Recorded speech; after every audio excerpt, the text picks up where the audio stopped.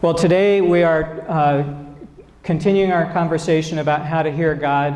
We're looking at how to hear God, and we'll just briefly remind everybody two things. The first is that everybody can. Everybody can hear God, and everybody hears from God on a regular basis, but we have not always been trained in what that sounds like, how we do that. So not everybody knows they're constantly hearing from God. And the second thing is that some people are extraordinarily gifted. So some people not only hear like everybody hears from God on a regular basis, some people hear for others.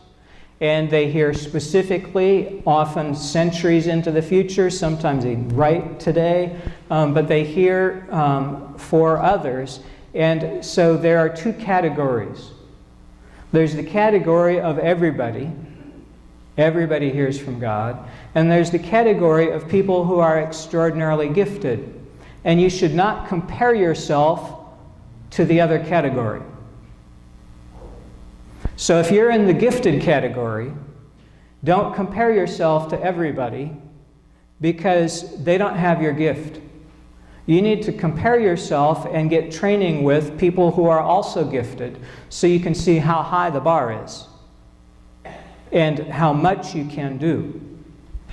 If you're in the category of everybody hearing from God, you should not compare yourself with someone who's gifted because they have a special gift. But you can compare yourself with everybody who's generally hearing from God, the people in the Bible, and be encouraged and learn. So we're going to talk about how to hear from God. Last week we looked at this story. The Lord called Samuel. Samuel said, "Here I am," and ran to Eli because he didn't recognize what God sounded like. So he thought when he heard from God that he was hearing from Eli. But it wasn't the case, and eventually he learned to recognize God's voice. And that's how it is for us, that the more practice we get, the better we get. And it's a lifelong thing. God loves to be in relationship with you, so one of the reasons probably that this is so complicated and hard and complex is to give you never the ability to say, "Oh, I got that down."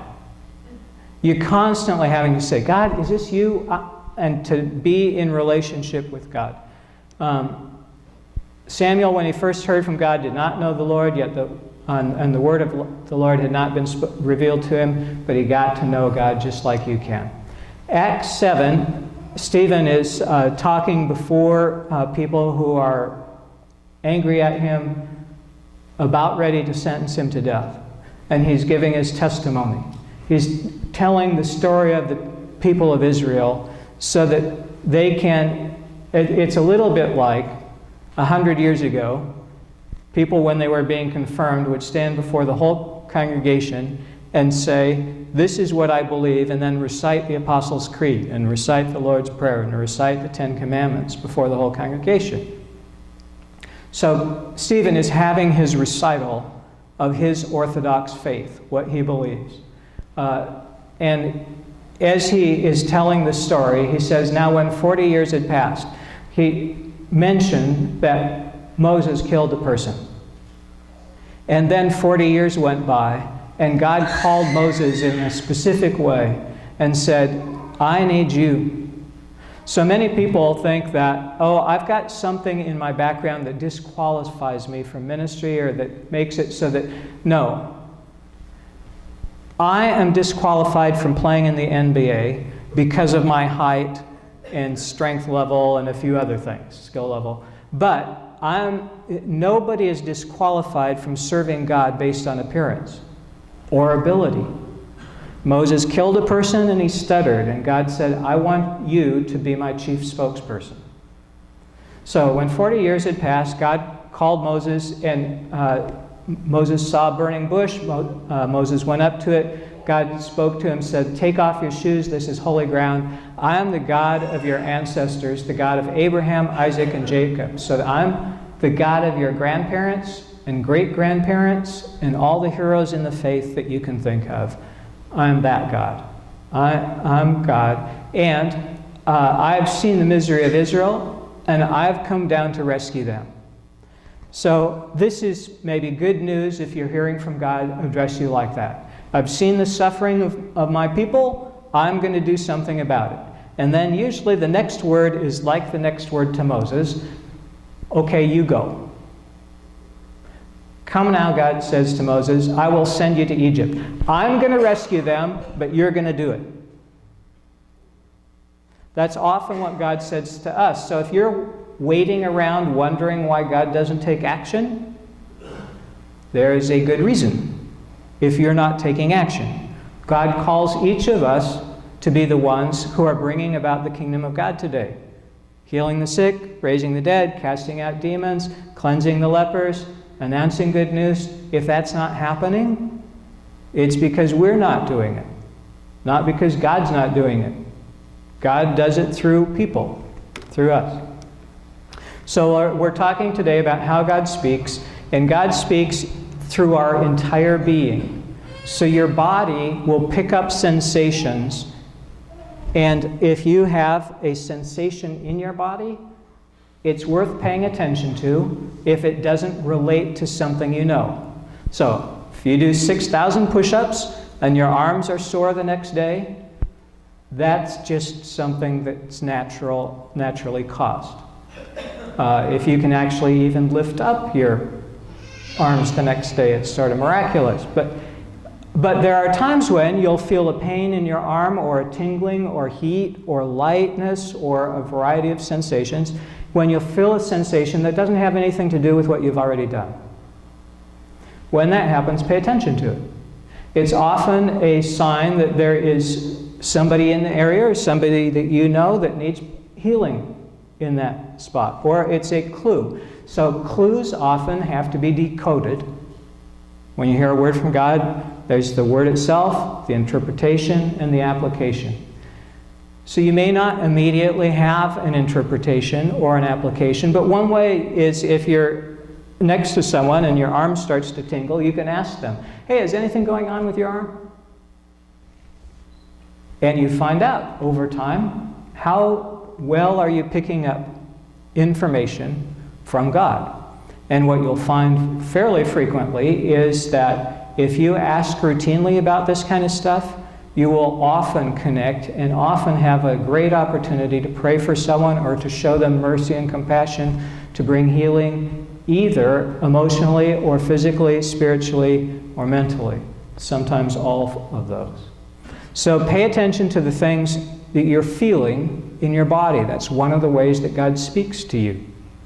God speaks to your mind. So every now and then you'll have a thought. Now, if you're older than 3, you know that not every thought that comes to you is a good one. 3-year-olds don't know this. They think every thought they have is a good one. But hopefully by the time you're 30 or something, you've figured out that some of your ideas are actually bad. Some of your ideas, you think, oh, that doesn't matter. And it's the pivotal thing. The most consequential thing disguised as something doesn't really matter. But God will speak to your mind, but so will many other beings, spirits, voice from the past. Your mind will present you with all kinds of ideas. So among the ideas that your mind presents, you need to sort them, which are from God, which are not. We'll talk about that in a minute. But you'll have not only thoughts that appear to your mind, you'll also have in your imagination images. God speaks to your subconscious part of your mind too, the part that deals with images, and so you'll sometimes have an image. Field of flowers, Daisy, and then you'll have to figure out the application. So is this a woman named Daisy? Is this, I'm supposed to remember my mom for Mother's Day next year? And you have to figure out what does it mean. God speaks to your spirit. So there are times when you can be in an extraordinarily dangerous, chaotic environment and completely at peace. Your spirit knows, no matter what happens, God has this one. God speaks to your spirit. God speaks to your whole being. So how can you tell it's from God? This is Not only a good question for those of us who are just nervous about things like this, but also it's a biblical question. John wrote in his first letter, "Beloved, do not believe every spirit. Some of them aren't true. Test the spirits," John said, "to see whether they're from God or not. Because many false prophets have gone out into the world." So, when you go to college, some of your professors will be speaking things that are actually grounded in wisdom. And some of them will be off course. They'll be listening to spirits or ideas, patterns of thought that are erroneous or hazardous or destructive even. So many false prophets have gone out, and the false prophets don't only invade the church, although there are false prophets within the church, but there are false prophets in business. There are plenty of businesses that have hired people, strategic consultants, to come in and give them insight when the person has never successfully done anything in business except run a consulting agency. There are many false prophets. You need to test to see whether they're from God or not. So how can you tell it's from God? We're going to give you a number of questions you can ask, things you can use to try to discover if the idea that you have is from God. But one thing to say about this is that we can tell God's voice by its tone more than its content. This is a very, very important concept. You can tell God's voice by tone more than content. So the content that God reveals to you may be something that you don't want to hear. It may be something shocking. It may be something that you think, oh, that couldn't be God. But you can tell more by tone.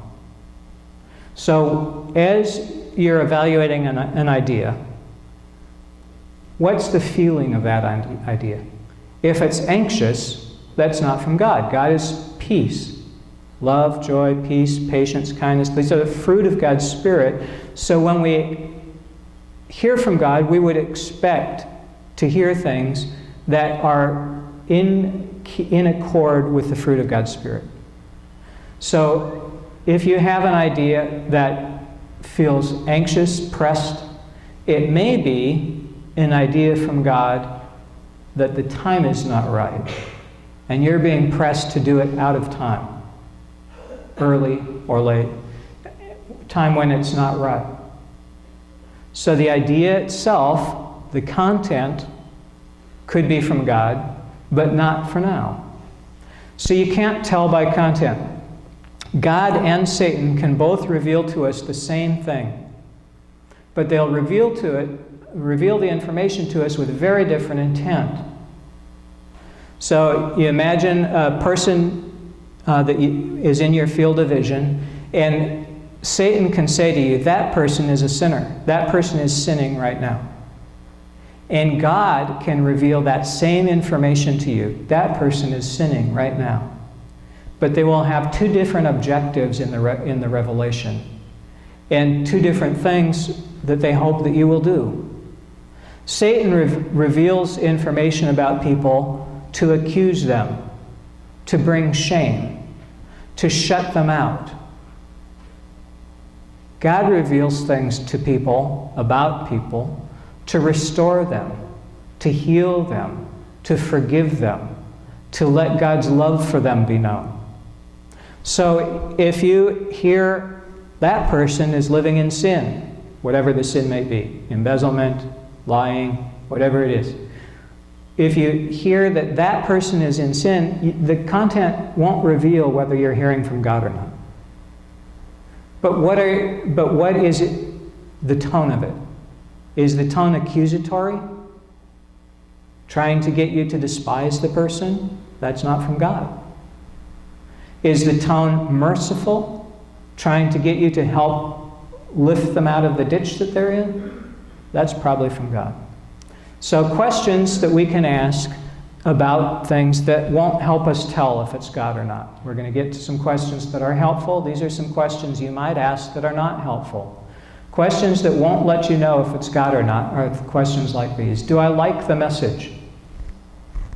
That won't tell you if it's God or not speaking to you.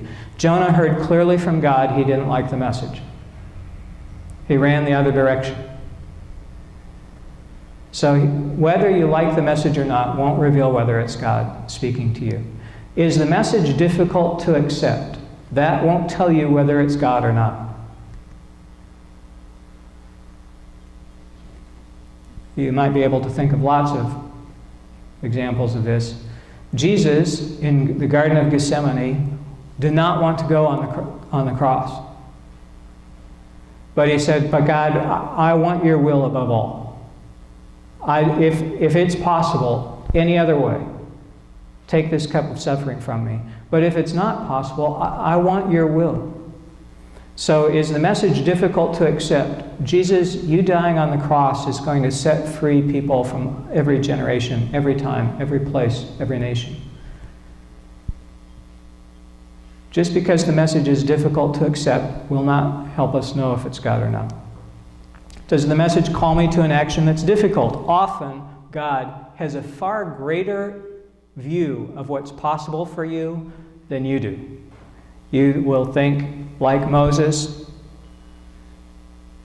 that's not possible. You could not do that through me. That was the thought of Moses and of Peter and many of the people that in the Bible are heroes. Does the message call me to an action that's difficult? Won't help us to know if it's God or not. Is the message conventional?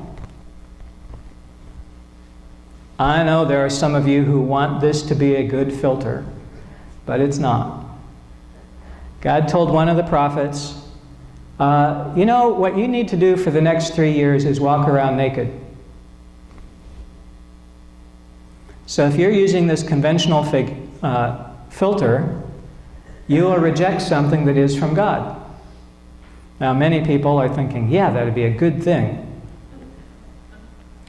But God is always right, even when it goes against society or our thought of what's good. Jesus spit on the ground and healed a man who was blind with the mud. He didn't do that to say, okay, this is how you heal blind eyes. He did it because for this one man, it was the way to heal his blind eyes. So when you hear from God, you will hear things that you think, oh, if I'm wrong on this, I'm so sorry. But I think it's you, God. You have to be able to tell. You won't be able to tell from the content, and conventionality will not let you know whether it's God or not. So what are some helpful questions? The first questions we're going to look at are questions that are red lights. Does that show up on the screen? So these are red lights. So these are things that say stop. Do not act. So some helpful questions that lead to red lights. Does it lead to sin? If you have an idea and it's not sinful in itself, but it will position you to where it's leading you towards sin, that's not likely God. It is likely Satan, who likes to tempt and then accuse and then try to destroy. Does it lead to sin is a red light. Is it consistent with the functions of Satan?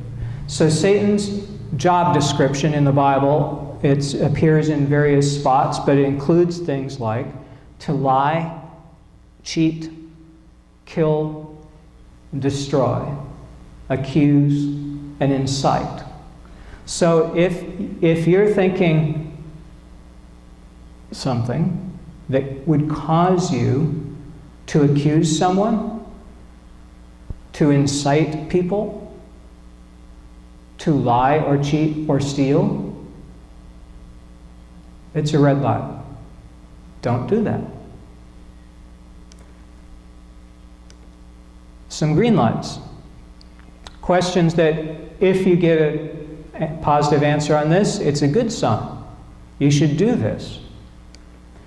Is the thing that you're hearing consistent with the Bible? So the word consistent there is carefully chosen. The question isn't, is it in the Bible? Computers aren't in the Bible. Rockets aren't in the Bible. There's lots of things not in the Bible because the Bible's written over a particular time and place with particular peoples. But within the record of how God works with God's people, we can get a good idea of what's consistent. God is about healing the nations and healing individuals and loving people. God is love. So is it consistent with things in the Bible? Second helpful question. And if it is, then that's a green light. Second helpful question, does it witness to the love of God and the compassion of Jesus? This is a really big green light. Oh, this is what the Holy Spirit does. The Holy Spirit witnesses to the love of God and the compassion of Jesus. So if you have an inspiration, go over to that person and tell them about Jesus. It's not Satan whispering in your ear, trying to make you look like a fool. If you're like me, there's zero chance it's you thinking that. I do not think, how can I go outside my comfort zone today? So I can immediately discard the idea, that's my thought. I know it's not. I know it's not Satan prompting me to do something good like that. So it has to be God. And having made that easy evaluation, then I get to choose. Will I do what I know what is right? Or will I let the opportunity pass? One of the quotes that so many of us love around here is from Leonard Ravenhill, the opportunity of the moment, the opportunity of a lifetime must be seized within the lifetime of the opportunity.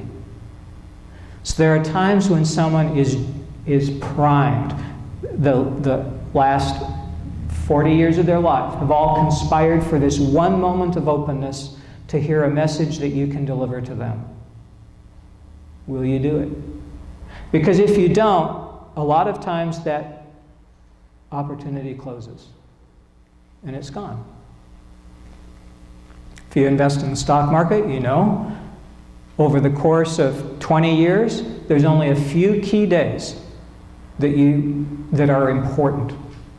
And on those days, if you'd have gotten into the market, you could have forgotten the rest of the 20 years. There's some times that are extraordinarily strategic, and God will speak to you in those times. And then you have an opportunity to decide, okay, it's not how I normally do it. Normally I'm quiet, private, or boisterous, whatever you normally are. But I know it's God because it's calling me to witness to the love of God and the compassion of Jesus. Will I this time step out in faith and do what God is calling me to do? That's a green light. Another green light is my spirit at peace. This will take a little bit of thinking or figuring out, because there's a difference between the Spirit of God within you, which can be at peace, and your ego-driven, I'm not sure how to describe, but you will have a part of you that is in terror, perhaps, thinking, I can't do that.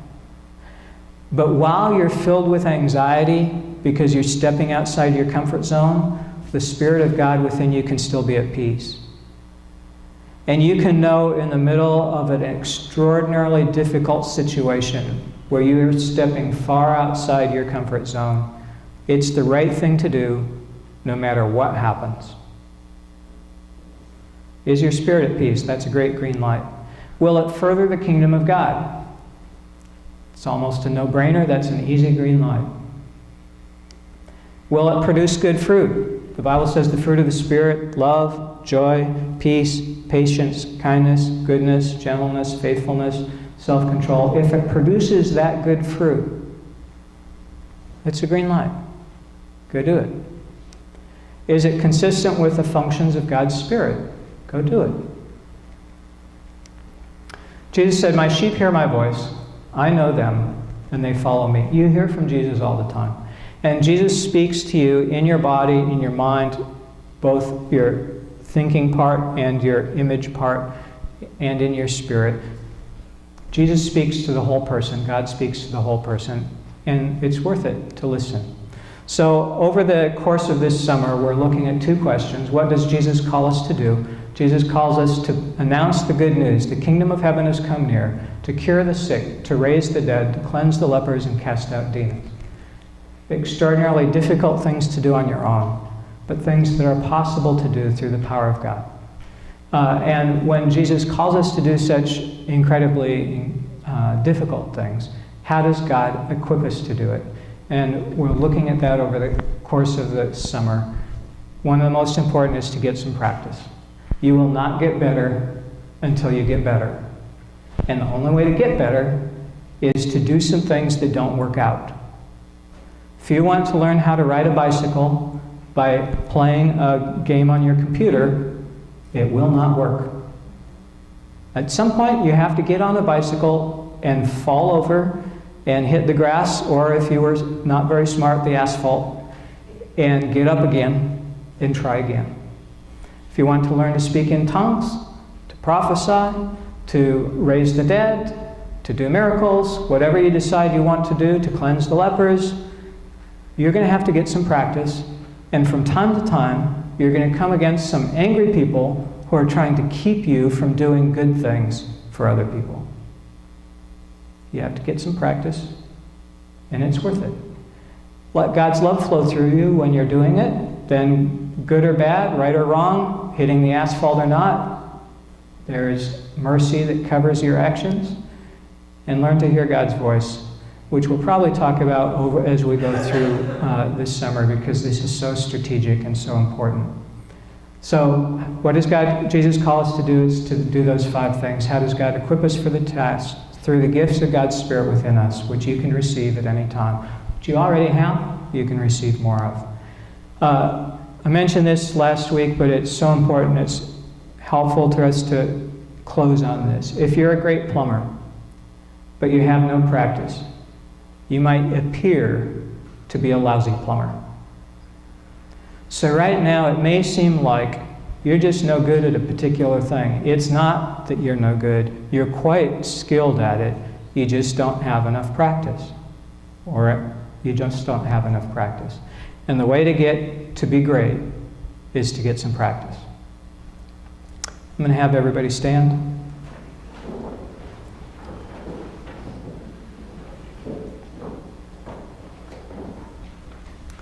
God, thank you for your mercy for us. There are some people today who, in hearing this, have said to you, God, I want that. I want your Spirit in me. I want to hear you more, whatever they've talked to you about. We ask that you, by the power of your Spirit, begin to move in their lives with power, so that all of us can begin to step up in a more powerful way into the destinies that you've called us to. Help us to accomplish the purpose that you have created us for. And thank you for your mercy for creation and your great love for all the nations. We praise you. Amen.